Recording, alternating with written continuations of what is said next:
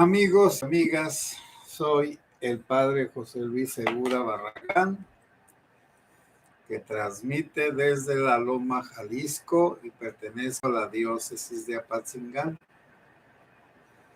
Y como siempre, pido de favor que la primera persona que se conecte me haga el favor de decir si se escucha. Bueno, el tema de hoy es el anticristo. El anticristo, anti quiere decir contrario. El contrario de Cristo es el anticristo, aunque San Juan dice en su evangelio y en su apocalipsis que muchos anticristos ya andan por el mundo. Bueno, entonces vamos a ver. Bueno, muchas gracias. En la Biblia, el anticristo es el que se opone a Jesucristo. Es el demonio. El demonio, bueno, aquí también vamos a aclarar algunas cosas porque hay mucha confusión.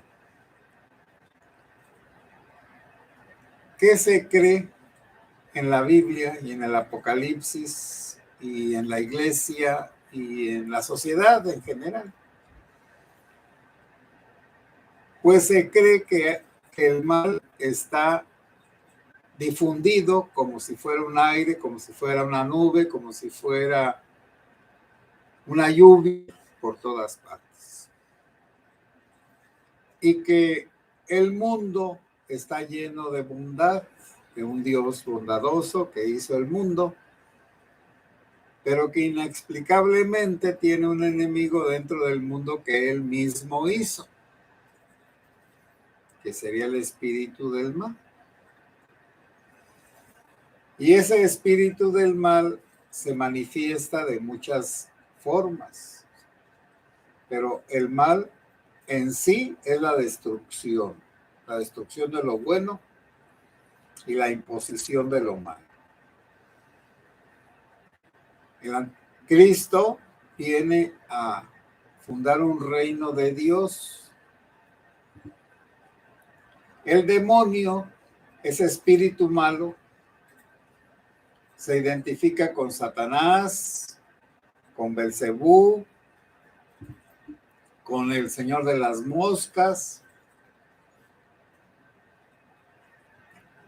Y entonces, para nosotros y para muchos, los demonios son seres malignos que nos empujan a nuestra propia destrucción, que nos engañan y que los engaños más perjudiciales son los que no parecen engaños. Voy a ponerles un ejemplo. ¿Ustedes creen que un perrito en el vientre materno vale más que un embrión humano en el vientre materno? ¿Y van ustedes a creer que se castiga más, o más bien se castiga solamente a los que destruyen huevecillos de aves o de tortugas o de otros animales en extinción, y se promueve el aborto, la destrucción de un ser humano en el vientre materno? Luego está la idea de la libertad. La verdadera libertad es el orden conocido y conscientemente aceptado o creado. Se crea un orden cuando se ve necesario. Por ejemplo, los arquitectos. Todos los arquitectos que han inventado edificios duraderos saben geometría y también pues saben matemáticas y otras cosas, pero sobre todo geometría y la resistencia de los materiales, de una manera empírica o de una manera científica. Entonces no se puede construir un edificio sin un orden. Quiero decir, un edificio pues que funcione, que sea hermoso, que sea durable. Las pirámides pues tienen una forma, las egipcias, las pirámides de acá de los indígenas, porque tienen la forma más resistente. La forma más resistente pues es que tengan 4 lados para que cuando les pegue el viento o lo que sea, no les pegue de lleno como una pared, sino que se reparta la fuerza del viento, de los terremotos, de todo lo que pueda suceder. Entonces la solidez depende del buen orden y el desorden sería construirlo como a alguien se le ocurra, nomás por caprichoso. Bueno, entonces la sociedad, los primeros pueblos racionales que fueron los griegos, le pidieron a un sabio, los 7 sabios de Grecia, si mal no recuerdo, creo que son 7, les pidieron que hicieran una constitución. Una constitución es una ley suprema o el conjunto de leyes supremas con la finalidad del buen gobierno, según los lugares y según las características de la historia. Un buen gobierno entre los griegos, que era que los ciudadanos fueran los que eligieran a sus gobernantes y los estuvieran cambiando continuamente. Eso de cambiar continuamente a los gobernantes no es un invento de ahora, es un invento de los griegos, que cada cargo durara, o cada persona en un cargo durara 3 años o 2 años o 1 año, y a tomarle cuentas y a cambiarlo, y si no funciona, a poner a otra persona. Por votación de los ciudadanos en asamblea. Por lo tanto, las ciudades pues no eran muy grandes, unos 10,000 habitantes, 5,000 habitantes. Atenas, Tebas,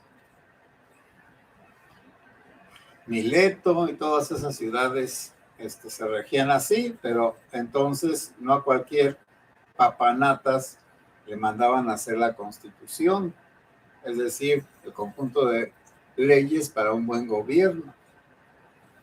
Y entonces está Solón y están otros sabios, Vías, que cada ciudad le pidió una constitución, y al pedirle la constitución, pues era porque la iban a aceptar y la iban a practicar.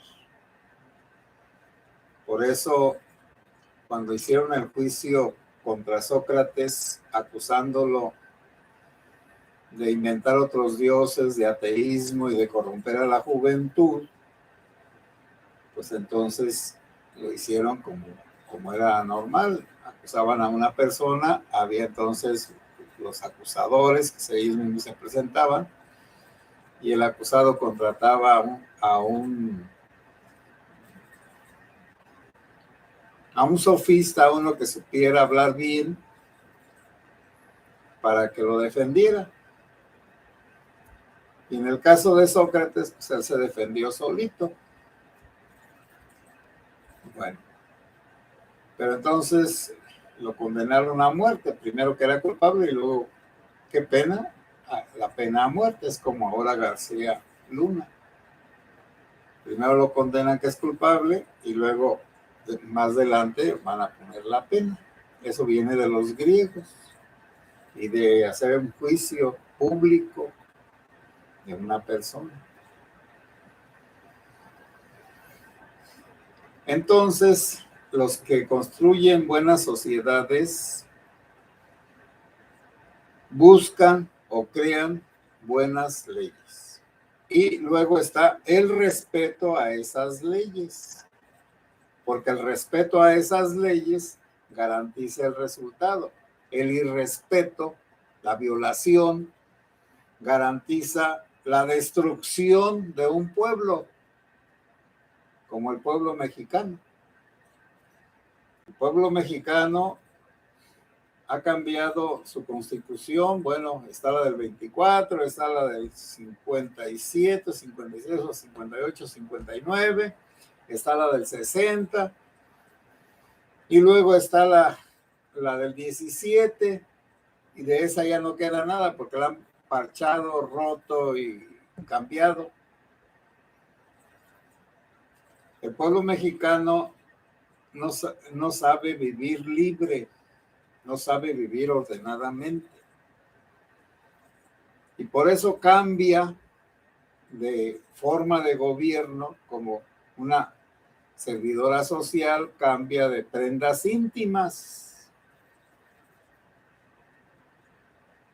porque ya las tiene sucias y en lugar de lavarlas, se pone otras. Bueno, entonces, la desgracia del pueblo mexicano es que confunde desorden con libertad y libertad con opresión. Pero nuestro vecino, que no ha cambiado nada desde hace ya más de 200 años, su moneda es la misma, y aunque cambian gobiernos y partidos y todo, el dólar, su moneda, es la misma, tiene la misma figura y lo demás. La constitución que ellos tienen sí ha recibido enmiendas y los jueces de allá hacen leyes, es decir, los juicios de los jueces hacen legislación, no los diputados ni los senadores, porque la ley ya está, no necesita que la cambien los del Congreso. Lo que necesitan son buenos jueces que interpreten a favor de la persona las leyes, no a favor ni del Estado, ni a favor de los ricos, ni a favor del presidente, ni a favor de nadie. Por eso los jueces en Estados Unidos son superpoderosos. Y un juez de Estados Unidos puede pedir la extradición o que vengan por una persona que ellos consideran contraria a su gobierno. Y no ha cambiado, pues. Y luego la educación tiene sus asegúnes, pero la educación que dan los gringos, por lo menos para las clases acomodadas, son la democracia, son la legalidad y tienen una obsesión por la verdad. Bueno, en Europa también. Castigan más a un mentiroso que a un asesino. Un falso testimonio tiene un castigo muy fuerte. Bueno, y entonces ustedes verán que aquí ni existen jueces, porque lo único que existen son magistrados, es decir, pues personas que van a interpretar las leyes, pero de acuerdo al presidente de la República, o de acuerdo al gobernador, o de acuerdo al poderoso, o de acuerdo al obispo, o de acuerdo al papa. No son independientes, no piensan por sí mismos, no tienen conocimientos suficientes para razonar y entender y aplicar las leyes. Necesitan que los maicen, necesitan que les den línea, o ellos mismos se dan línea para querer quedar bien con el superior, con el del cargo superior. Bueno, entonces, ahora, estoy hablando del anticristo. ¿Quién es el anticristo en los sistemas políticos? Las malas leyes. Porque las malas leyes son peor que los delitos. Porque una ley mala autoriza hacer el mal. Una ley mala castiga al bueno y premia al malo, como estamos nosotros. Se castiga al bueno y se premia al malo. Y aquí es una lucha continua de los ciudadanos contra el gobierno, contra los ciudadanos que están, vamos a decir, diferentes al gobierno, que no son del partido del gobierno, que no son seguidores del gobierno en turno. Ahorita son los morenos. Todos los morenos imponen la ley de la selva. Y la ley de la selva, pues no es la ley de Dios, ni es la ley de la Constitución, ni es la ley de nada. En la ley de la selva es que el león se traga a los demás animales. El pez grande se traga al pez chico. El poderoso hace añicos al débil. El malo destruye al bueno. Bueno, entonces el demonio está metido en las malas leyes y en aquellas leyes que mandan a hacer el mal y que prohíben hacer el bien. Esas leyes existen y bueno, eso es, vamos a decir, el mal como compenetrando a la sociedad. Solo hablo de las leyes, porque en las otras partes de la sociedad, en la iglesia, es el convenencierismo, el secretismo, el echarle tierra a los asuntos, como los gatos a la mierda. Que no se sepa, que no se sepa, que no se sepa. La verdad, pues, en las iglesias, en algunas ocasiones o todas, la verdad no tiene nada que ver con Jesucristo. Por lo tanto, la lucha contra la verdad y ocultar la verdad y mentir, presentar mentiras como verdades, entonces eso es tener el espíritu del anticristo, del demonio. Y eso es más fuerte y más malo que una persona que se declara violenta o libre pensadora o partidaria de las uniones libres o de la pederastia, lo que ustedes gusten, porque el que se declara se desenmascara. Y el que aparenta engaña. Pero me van a decir, padre, es que la gente se aleja de la iglesia si sabe todas las cosas. No. Bueno, sí, la gente se molesta y lo que sea, pero es como el perro que vomita y luego se traga el vómito otra vez.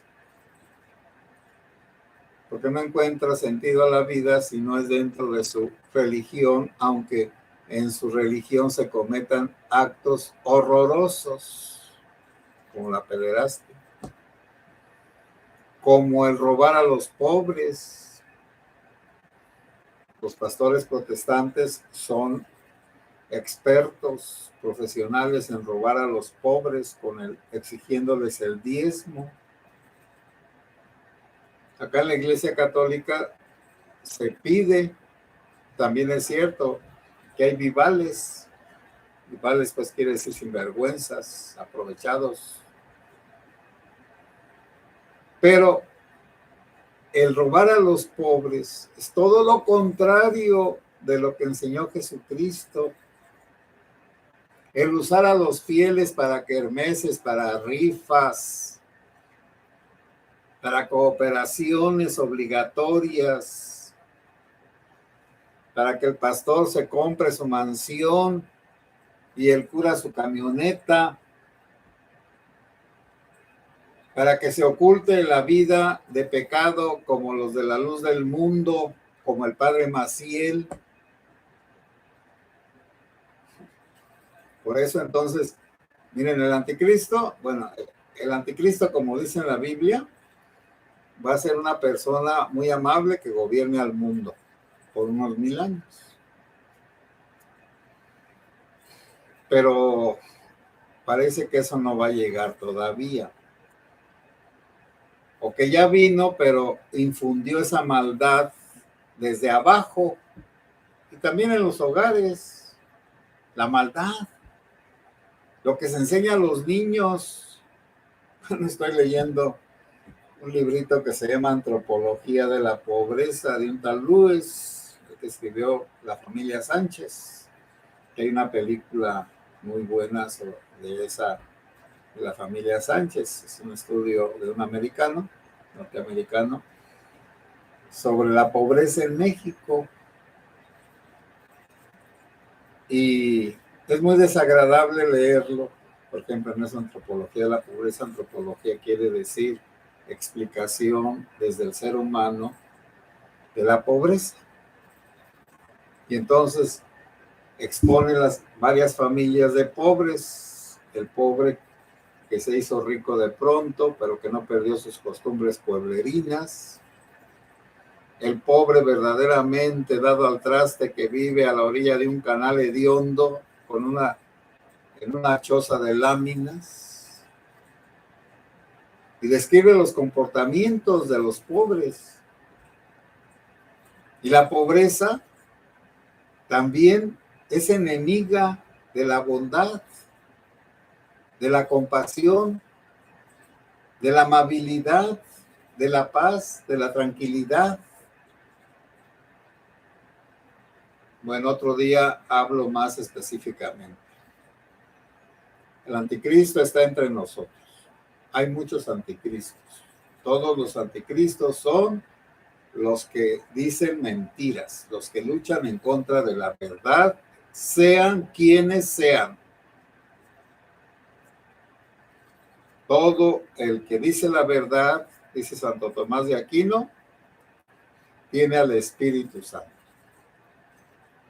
Está implícito, todo el que miente no tiene al Espíritu Santo, sea quien sea. Es muy bueno que empecemos a pensar por nosotros mismos, que al final cuando nos muramos, nadie se va a ir con nosotros.